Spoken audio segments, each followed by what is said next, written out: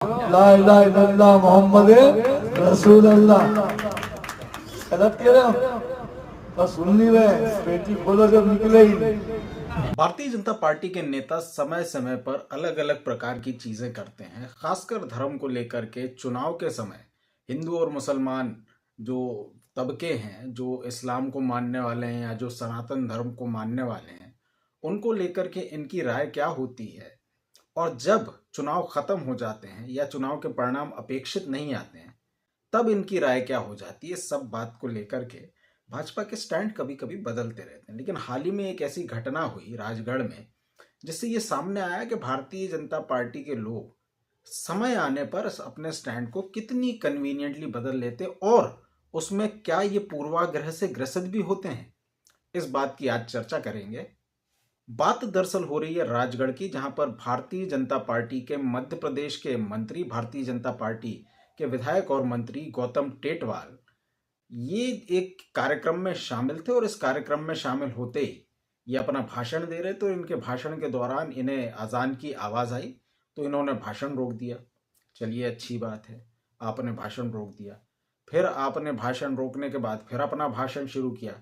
उसके बाद अपनी बातें आपने शुरू की, और अपनी बातें शुरू करते करते जहां एक तरफ आपने बोला सर्वे भवन्तु सुखिनः सर्वे सन्तु निरामया सर्वे भद्राणि पश्यन्तु माँ कश्चित् दुर्भाग् भवेत्, तो वहीं दूसरी तरफ ला इलाहा इल्लल्लाह मुहम्मदुर रसूलुल्लाह, इस तरीके की बात उन्होंने कही।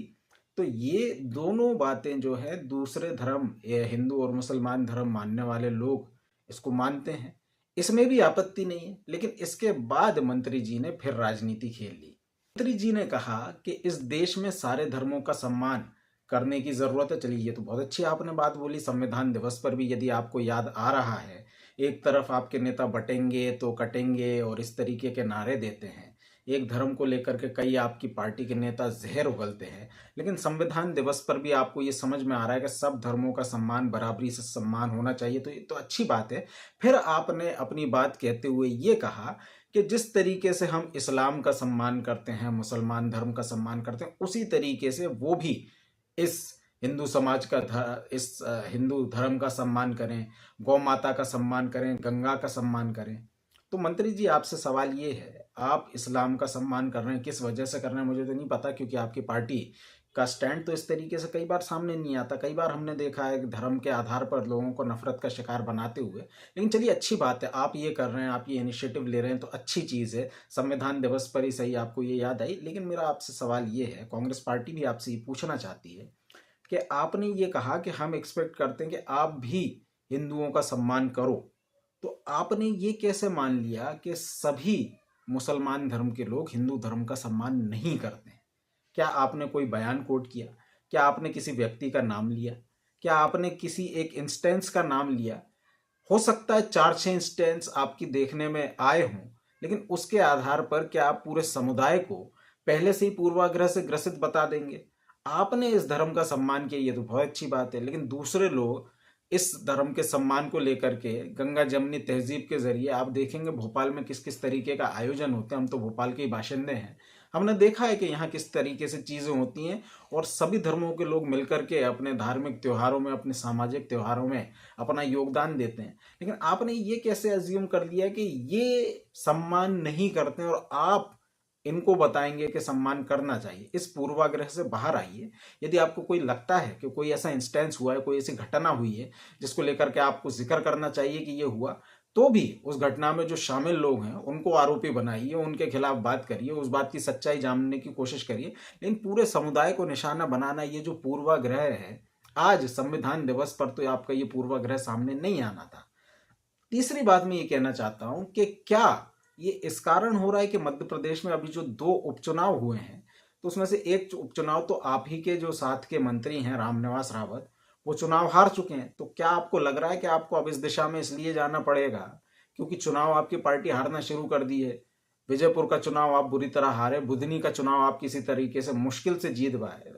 तो चलिए, चुनाव के जरिए भी सही आपको ये समझ आ रही है, तो अच्छी बात है कि सब धर्मों का सम्मान करना चाहिए।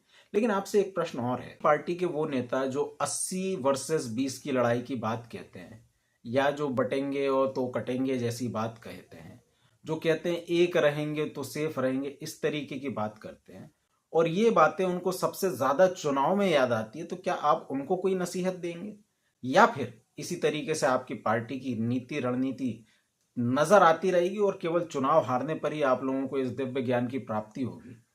देखते रहिए, हम भी इस पर नजर रखेंगे और ऐसे ही खबरों के लिए, इस तरीके के वीडियोस के लिए इस चैनल को लाइक, शेयर और सब्सक्राइब करिए।